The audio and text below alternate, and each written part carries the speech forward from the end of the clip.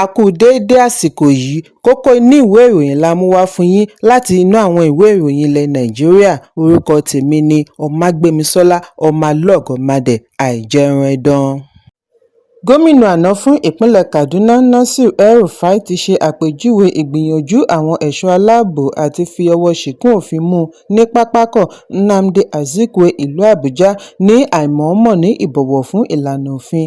Gómìnà àná dé sí pápákọ̀ níbi ọ̀pọ̀ èrò ti kórajọ láti kí i káàbọ̀ níbi ìfọ̀rọ̀wánilẹ́nuwò ọjọ́rú láti iléeṣẹ́ ìròyìn BBC lédè Haúsá ni ó ti ṣàlàyé wípé ó ṣeéṣe kí wọ́n fi ọwọ́ ṣìkún òfin mú un láìpẹ́, bí ó ti fìdí ẹ̀ múlẹ̀ wípé 4 nínú àwọn amúgbálẹ́gbẹ̀ẹ́ rẹ̀ àná ni wọ́n ti wà ní àhámọ́.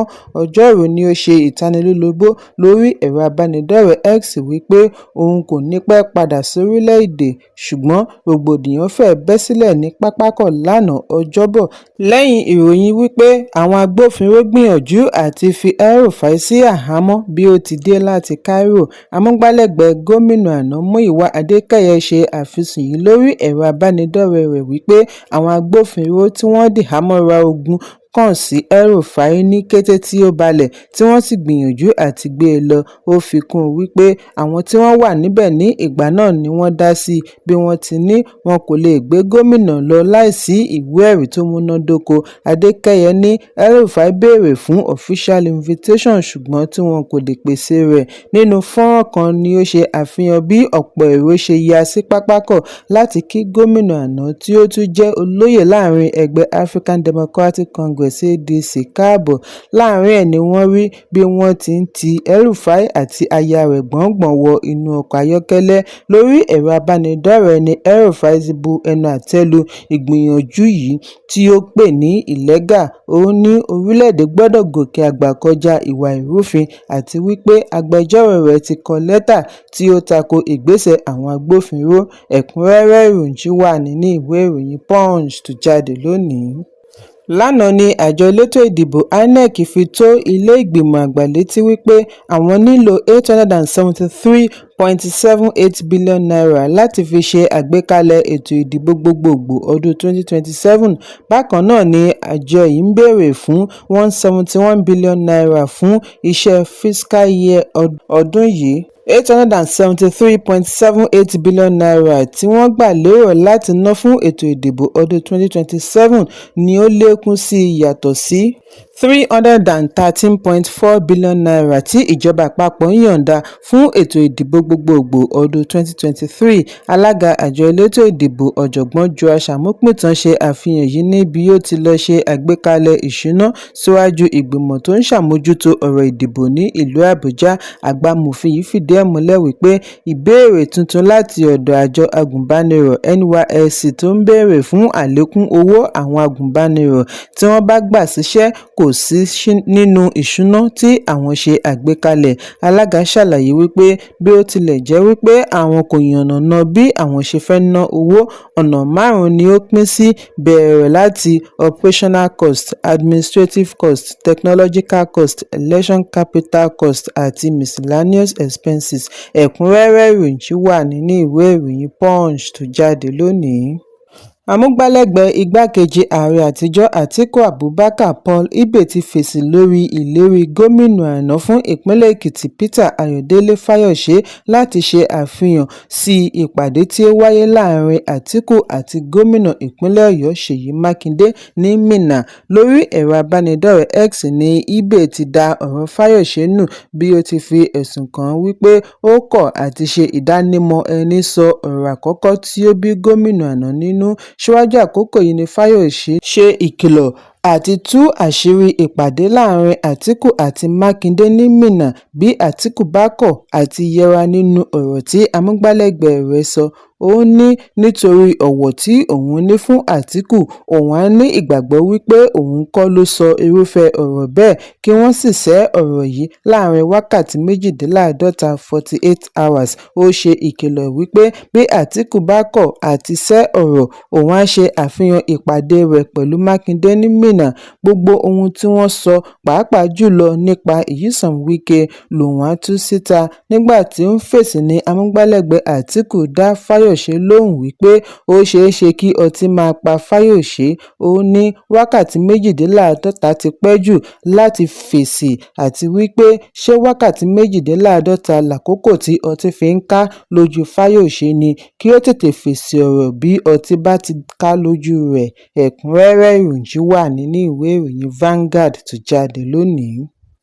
Ẹgbẹ́ òṣèlú All Progressives Congress (APC) ní ẹkùn gbùngbùn àríwá ti kọ ìgbésẹ̀ pé kí gómìnà máa díje níbi ìdìbò abẹ́lé kí wọ́n tó lè ní àǹfààní àti díje níbi ìdìbò ọdún 2027. Ẹgbẹ́ yìí ṣe àpèjúwe èyí ní ìtàbùkù sí ọ́fíìsì gómìnà bí wọ́n ti ṣe ìkìlọ̀ wípé fífi tipátipá mú gómìnà àti kópa nínú ìdìbò abẹ́lé lè da ẹgbẹ́ rú tàbí fún ẹgbẹ́ alátakò láǹfààní.